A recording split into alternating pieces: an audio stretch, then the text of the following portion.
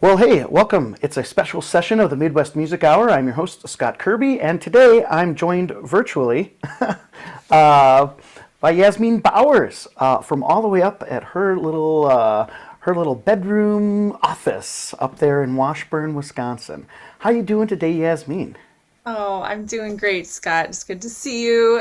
Good to be here virtually. Yeah, things are good. Yeah, it's great to see you as well. And wow, you've been traveling around quite a bit. You just got back from where?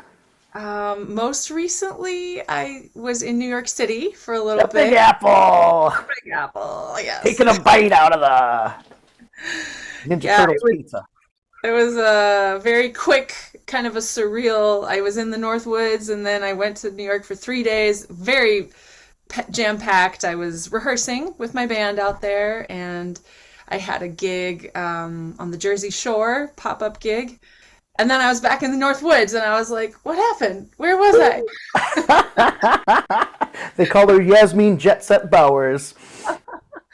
That's Apparently. awesome. That is awesome.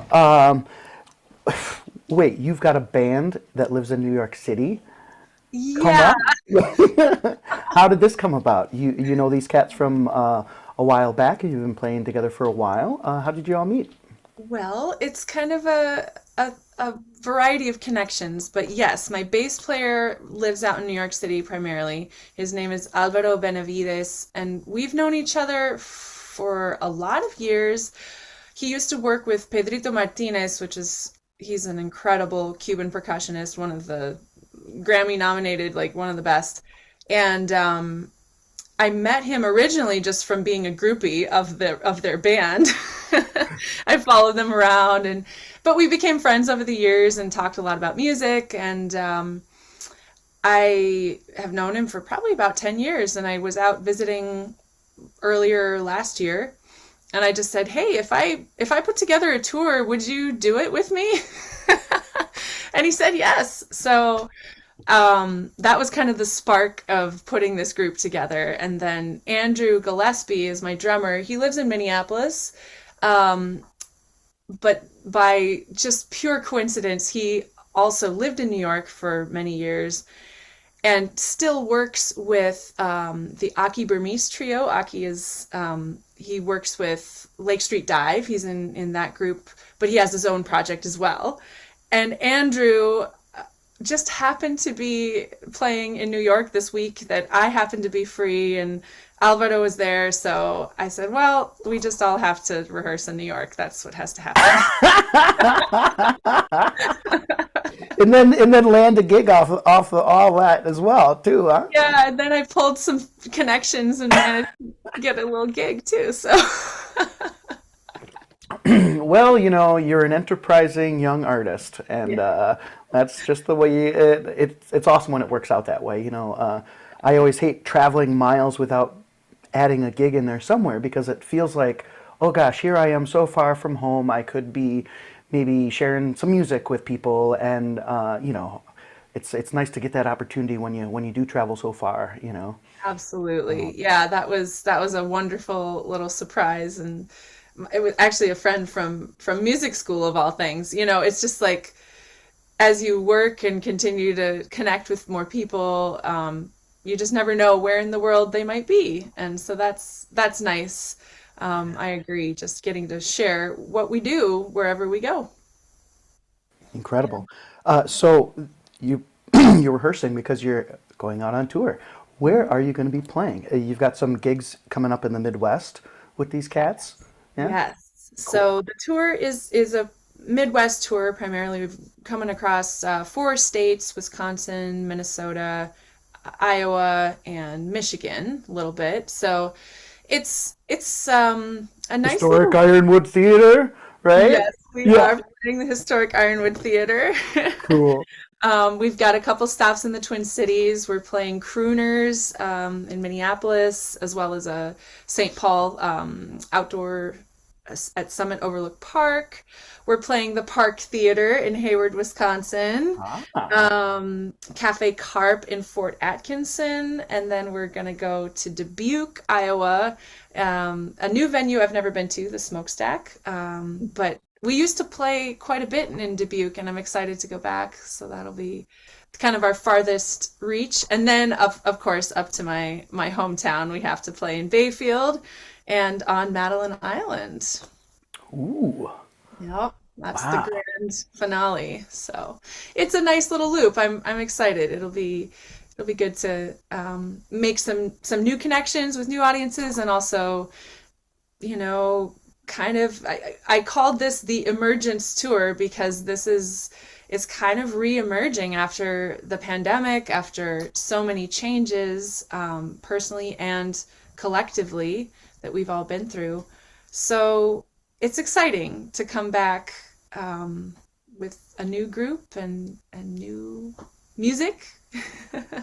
So yeah. Very cool. Yeah, you're also a member of the Blue Canvas Orchestra at Big Top Chautauqua, if people weren't aware, right?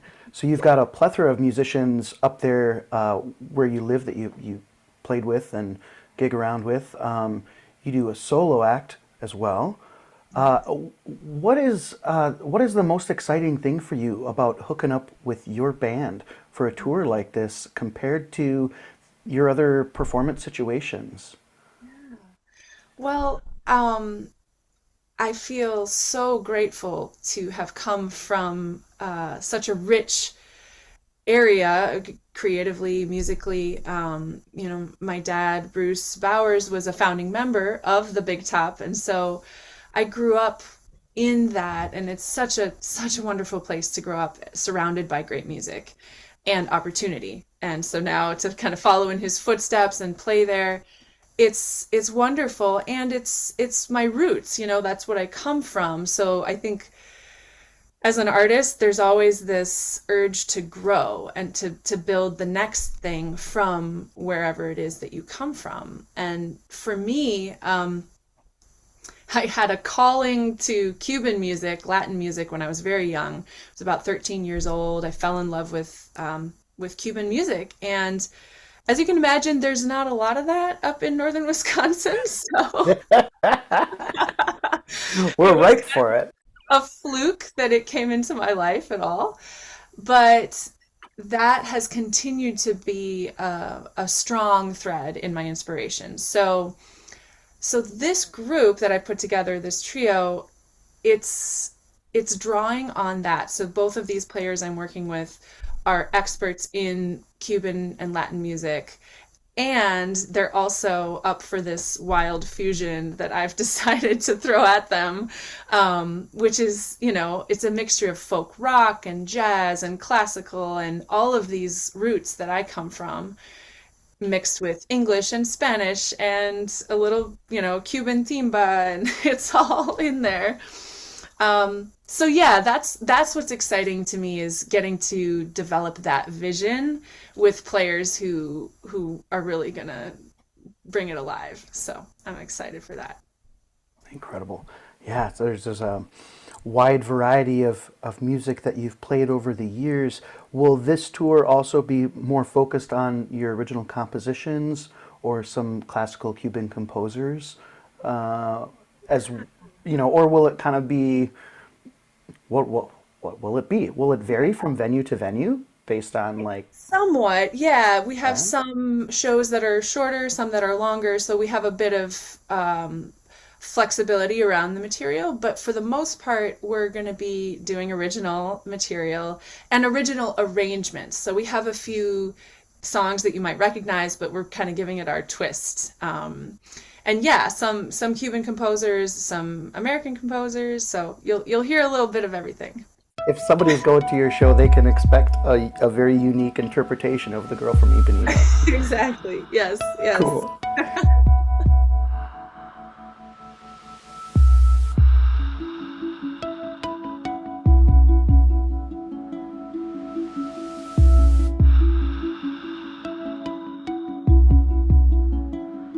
I fell in love with an island and a man, with the sun-soaked days where nothing is easy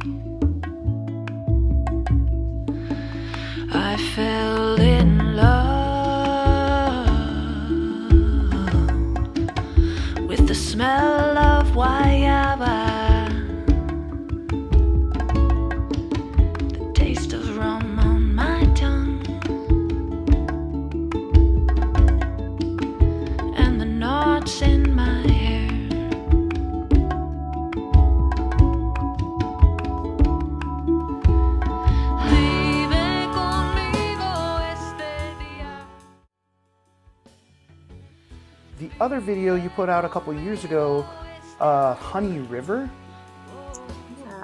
Yeah. that was a really cool concept in a way, like how it starts off in Wisconsin in the winter, and then it like a butterfly coming out of a cocoon, you emerge. Yeah, pretty much. But yeah, that was such a fun project. We had a really good time making that video. And yeah, we brought videographer Jonas Heinzerling. He's my main guy with a lot of these film shoots that we've done. He went to Cuba with us. He was like up for it. I said, "Hey, what do you think if you come along?" And he's like, "Sure." That is And so cool. yeah, so we did a whole collaboration with all sorts of artists down in Cuba. Primarily my production team down there, and then with a whole group of dancers that we got together on a roof, and we all did a little choreography. So that was a very fun experience, and it was the song itself reflecting on my personal connection, my love of Cuba, as well as a romantic love that was woven in the story behind the album, The Nautilus. So that song, it still holds such a dear place in my heart because it kind of encapsulates some of those first memories of setting foot on the island for the first time and feeling the smells and the sounds and just everything that was so different at the time, and then falling in love simultaneously, kind of with it all, not just the person but the place and everything. So even though that relationship is no longer in my life, the feeling remains, and I think that was what was so beautiful about writing that album. So that's the story behind Honey River. Very cool. Very cool. Dámelo. Dame este momento. En el río miel, tú y yo. Dame este momento. Ay, qué rico este momento. Dame este momento. Ay, qué rico este momento. There are many traditions under the umbrella of Latin music, so that that can pull on many things, but I think the overarching roots to all of that music is that it comes from African music, and it comes from most commonly this sort of the fusion of the traditions that the African enslaved folks brought with whoever their European conquistadors were. And so that fusion of cultures creates a lot of the music that we hear today in South America and in the Caribbean. And so yes, that dance pulse is at the heart of everything in those African traditions, regardless of, because it's of course a wide variety of areas that came from. Those but primarily in Cuba, you get a lot of West African influence. And dance is at the heart of everything. And that's part of, I think, my draw to this music and why it touches me so deeply. So there's this connection. For me, you can't have one without the other. You can't separate the dance from the music. And yes, there are certain things that you do and certain things you don't do. I feel like it's mostly comes back to the rhythm. So if like playing in clave, for example, is something very at the heart of Cuban music is the clave.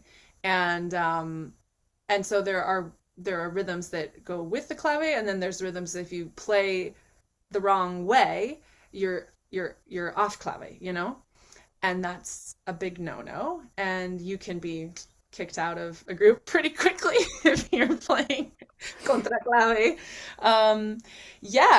But I think that one of my teachers, my main teacher, Rebecca Malion Santana, she always told me, I have it actually framed on my wall. It says, "There are no wrong notes, only wrong rhythms." And Sure. so for me, that's always stuck with me in the sense of like, yeah, we can turn it into jazz if you play, a note not in the scale. But if you play out of the rhythm and not understanding where you are, that messes the whole thing up. So yeah, I mean that there's some truth to that. Of course, in my experience, it's also surrounded by a lot of love. Is there a certain way that you would count that out? Like, what is Yeah. that rhythm, that clave rhythm? So the clave at its core is ba ba ba ba ba. So that's the rhythm, and it'd be 1 2 and 3 4 1 2 3 4 1 2 and 3 4 1 2 3.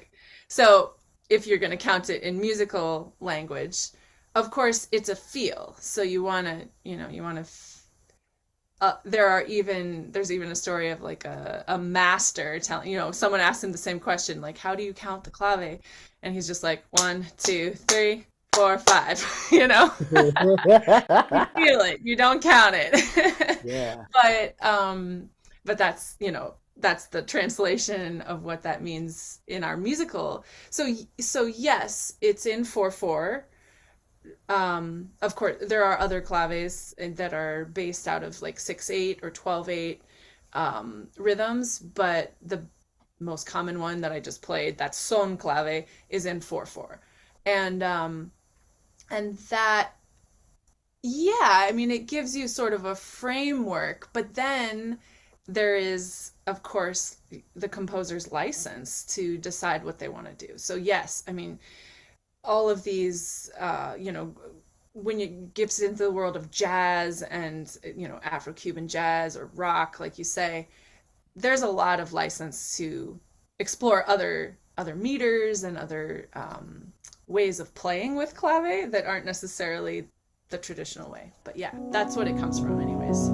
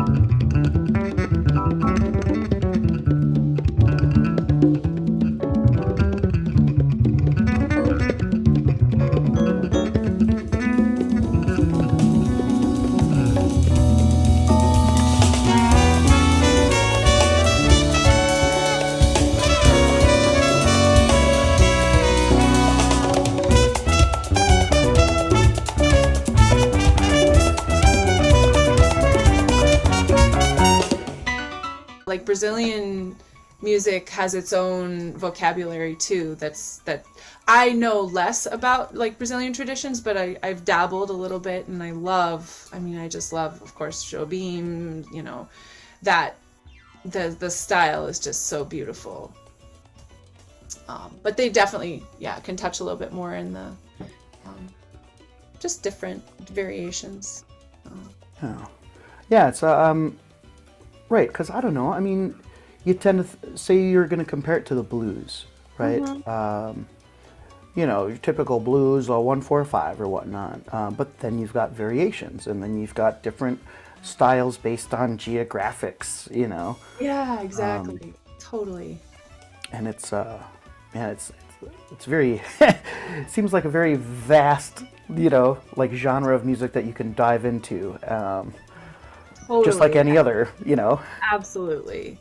And, I think that's what's so beautiful about our diverse world, is that there are so many just rich traditions to learn from.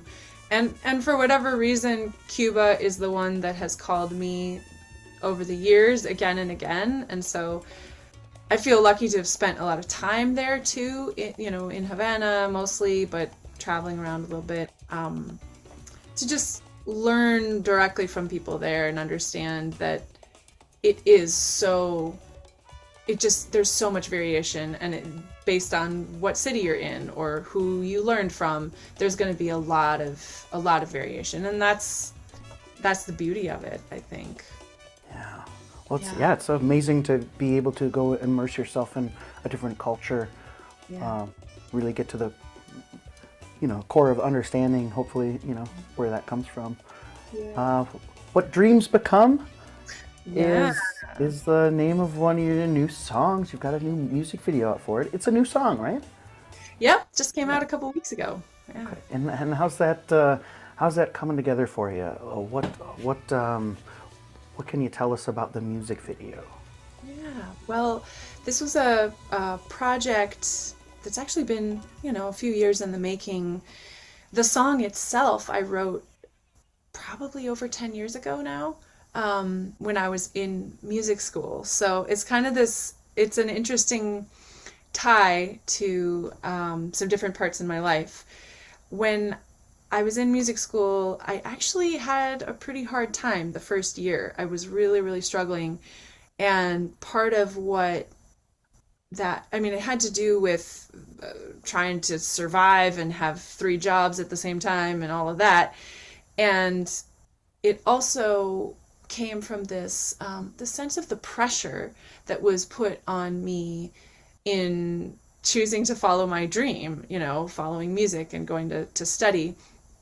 On the one hand, like very exciting, and then on the other, it just became this intense pressure, and it felt more like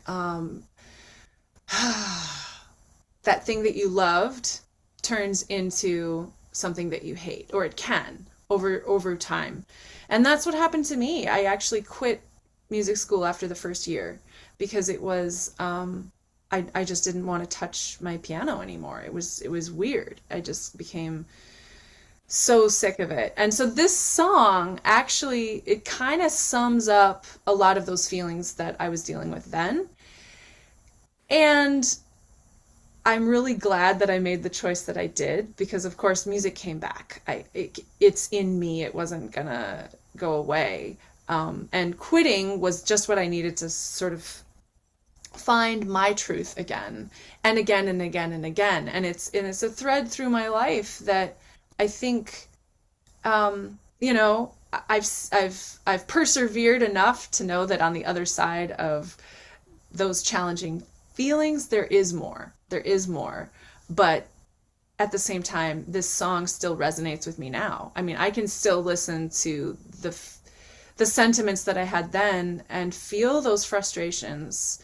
I think it has to do with the world we live in and what we're kind of, I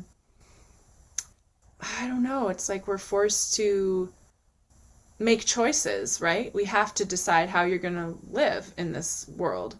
And And if you choose to live a creative life, that is pretty different and has some challenges. And so that's what this is about.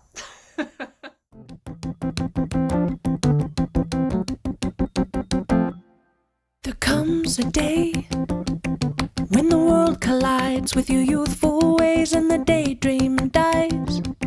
Now there's something else here, something cold inside.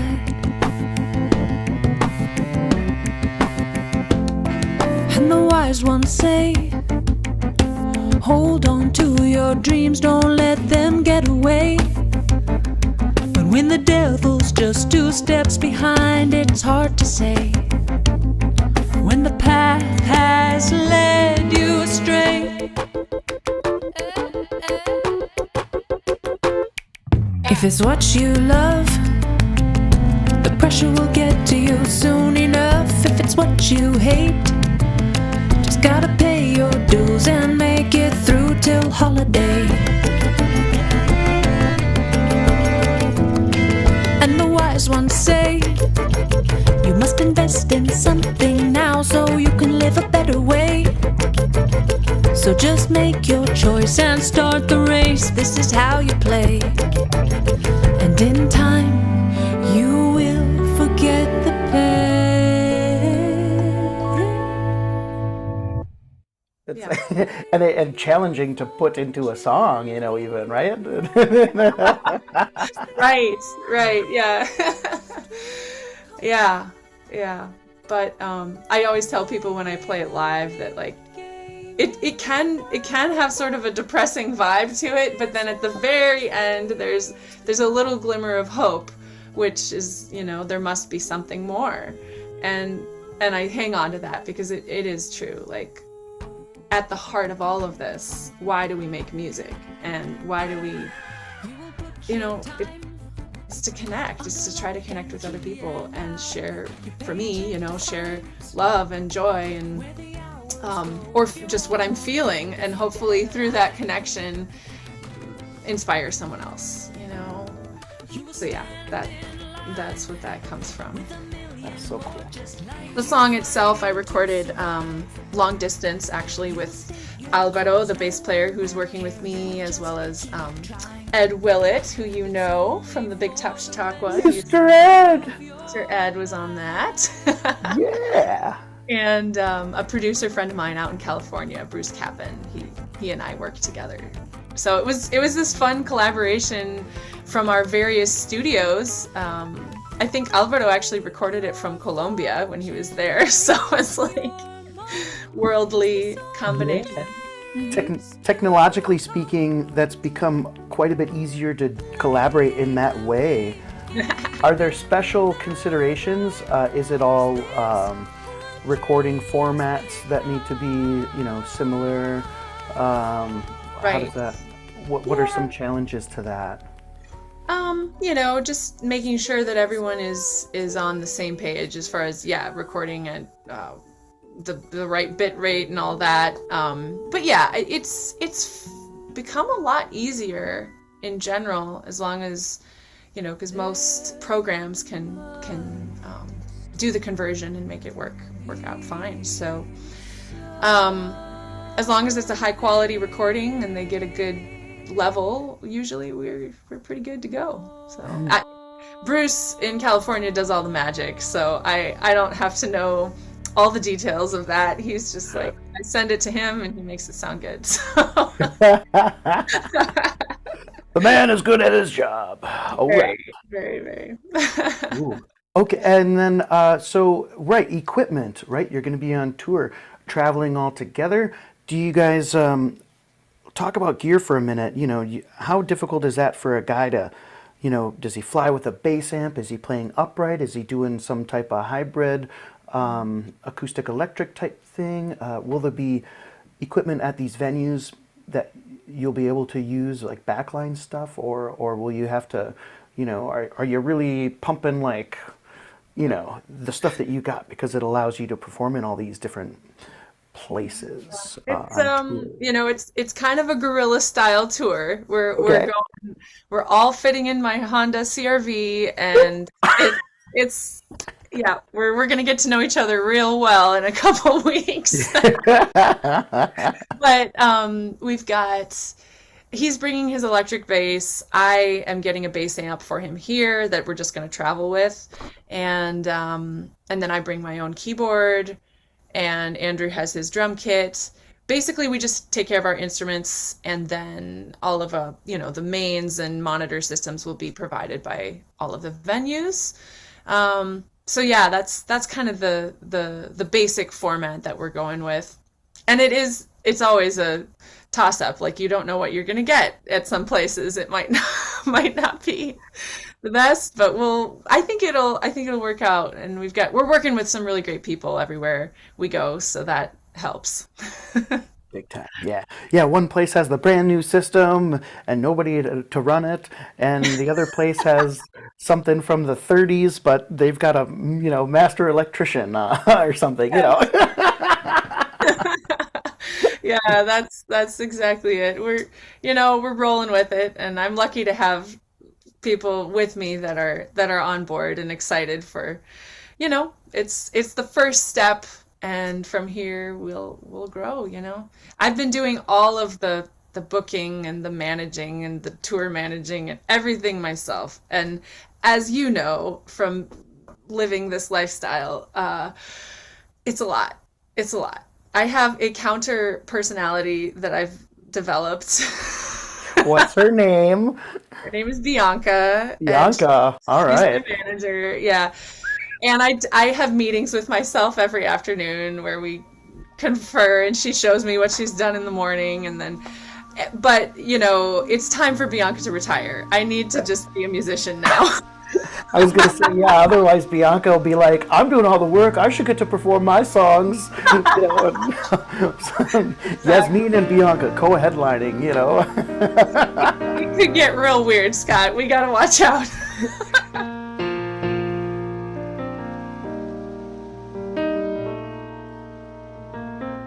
Lay your head down, lay your head. You've been struggling since the sail was set. Those voices wailing to climb aboard. You don't have to give in no more.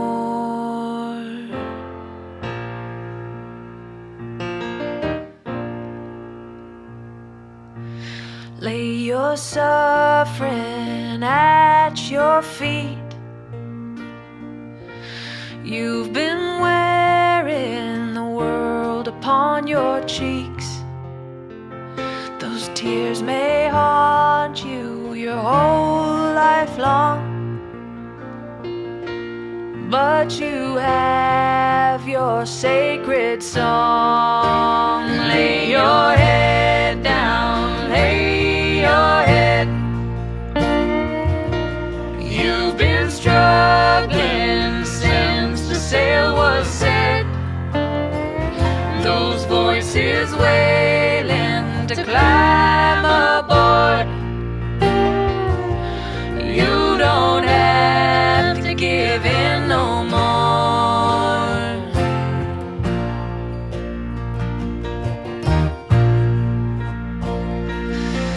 Let your eyes rest long and sweet. They've been searching for everything unseen.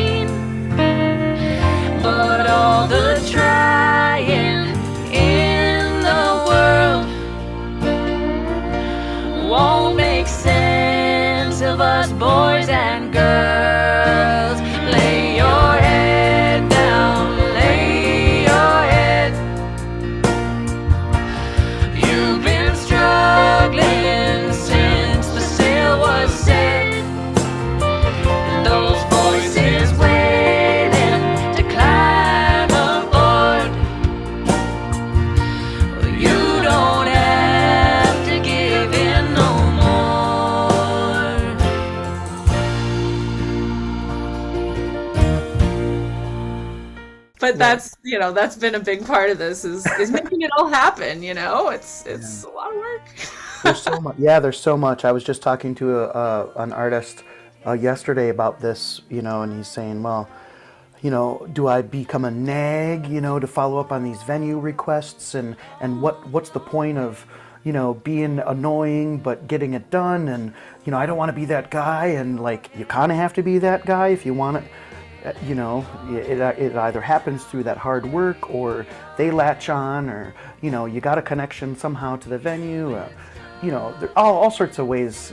Obviously, like as through doing it, all certain ways can lead you there. To a successful booking, but Right. through that process, there's maybe a lot of opportunities that you don't get or aren't pushed your way, and so yeah, I wouldn't ask you to give the percentage rate, but it's just a lot of hard work, and It it could is. be And you it could just be have that to you be get 2 out of 10 or 5 out of 20 or something like that, of Exactly. people You that just even have to get respond, used to rejection pretty much, and just accepting that that's going to be. And rejection usually involves never hearing anything back. But, it's just part of it. It's part of it. Keep on keeping on. Absolutely. Man, it's so incredible. I'm so excited for you guys and this tour, and I'm so happy that we had a chance to chat about it a little bit. So your music video Yeah. came out. Are you doing albums? Are you doing albums, or are you doing single releases as an artist these days? Well, right now I have the single release. That's been kind of the most recent thing. I'm working towards another album. My last one was in 2018, The Nautilus, that came out. I'm still traveling with that one. That's kind of the main one that I sell at shows still. But I'm working towards a new one. It just takes time, as you know, to get there. So in the meantime, I'm doing just single releases. Okay, cool. Yeah. Yeah, So that's incredible. Well, please keep writing music and keep sharing it with us, because it's incredible to hear your music, and when you share your energy and your love and kindness to the world, that's how you do it, and it's wonderful to be part of that. Which shows are you involved in this season coming up at the big blue canvas tent up there? Well, I am playing a new first night, which is coming up this Friday. All right. Yeah, we'll see if this gets published before then. But new first night, and then I'm in the In Spite of Ourselves, Nancy Griffith, John Prine tribute, and you're in that one too, aren't you? Yes, I'm excited We for get to that share one. the stage, so that'll be fun. Yeah, I very think cool. that's it, just those two. Okay, Yeah, there's 3 performances of the In Spite of Ourselves, I think, so that'll be righteous. So they'll have 4 opportunities this summer to see you up there. for sure. And others as well. If you go to yasminmusic.com, I've got everything up there, as well as a few features with a guy named Scott Kirby every once in a while. Oh, who could that be? A Floridian. Yeah, he's pretty close to Cuba. I'd say that. Yes, exactly. Down south.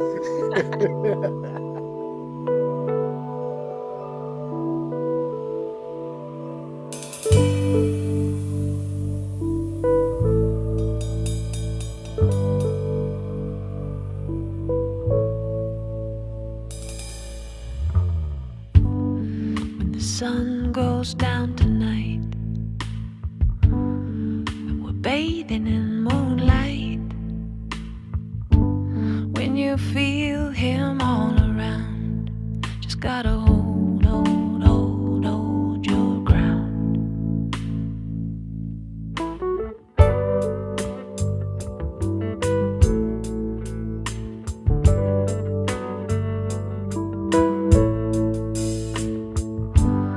When the fire is burning bright, we throw our memories to the hot light. When there's nothing left to do, just gotta hold on to. Just gotta hold on to. Just gotta hold on to. Yeah. Oh, well, Yeah. So thank you so much for having me, Scott. Absolutely. All right. Well, yeah. Yeah, thanks for joining us on the special session of the Midwest Music Hour, and be good to yourselves, be good to one another, and we'll catch you next time. Bye-bye.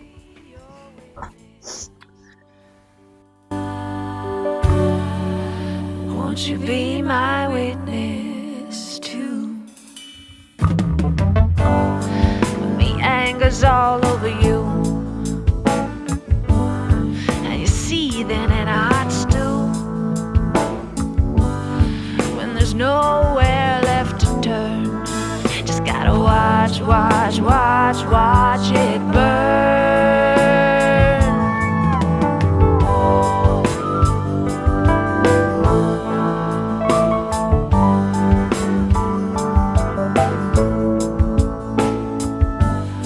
When you wanna be moving on,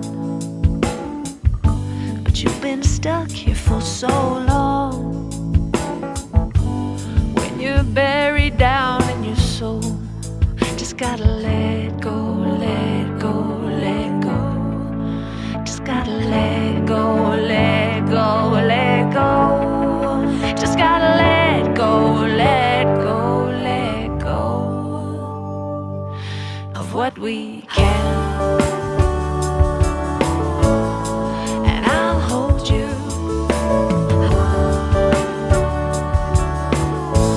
If you hold me too,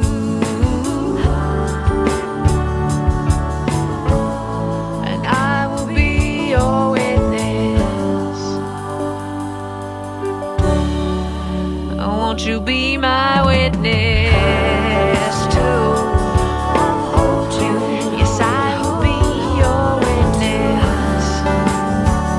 If you hold me too, if you will be my witness. Oh, don't we all just wanna witness? If you hold me too, yeah, we all just wanna witness.